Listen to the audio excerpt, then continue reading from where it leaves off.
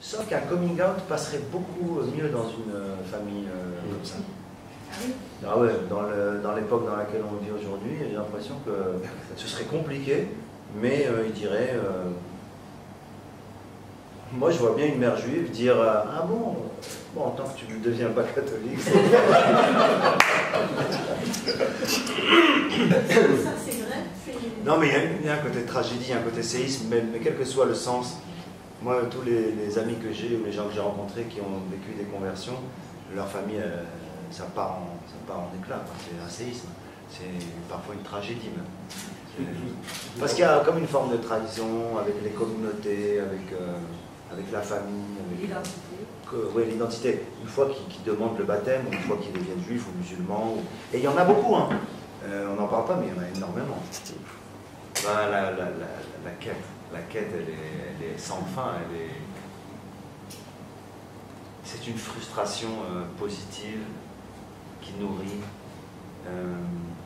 les questions permanentes, questionner la question, s'interroger. C'est talmudique en fait. Hein. Je me rappelle qu'un rabbin m'avait dit, parce qu'il parlait avec un autre rabbin, ils avaient une étude, ils discutaient entre eux sur le divorce, et ils avaient un débat, et je dis mais mettez-vous d'accord, on parle avec un autre rabbin. Il me dit quel est l'intérêt? C'est quoi l'intérêt si on est d'accord? Ça s'arrête. Donc je trouve ça très très intéressant. La quête, la recherche, le questionnement permanent, ça me donne une grande joie. Ça, c'est un mot que les cathos utilisent beaucoup. La joie.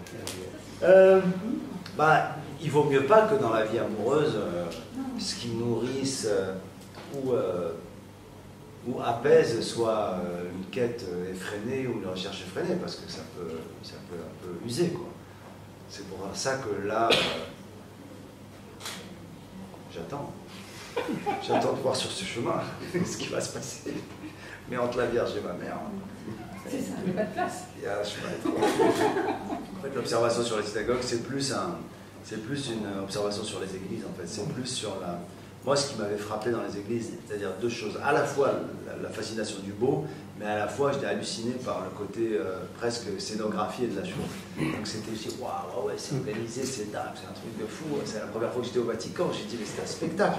C'est une comédie musicale huilée, c'est organisé, la mise en scène est top, les figurants, ils sont bien réglés, l'acteur principal, il est toujours au bon endroit, et il a une kippa. Donc là, je me suis dit, il y a un truc. On ne marche pas toujours. Donc, c'est un cliché en fait que les Juifs eux-mêmes font et se disent sur les synagogues, mais il y en a des très belles aussi. Il y a les synagogues à Paris, à la Victoire, à tout ça qui sont avec toute une histoire. Mais c'est vrai que c'est plus une fascination pour le beau dans les églises.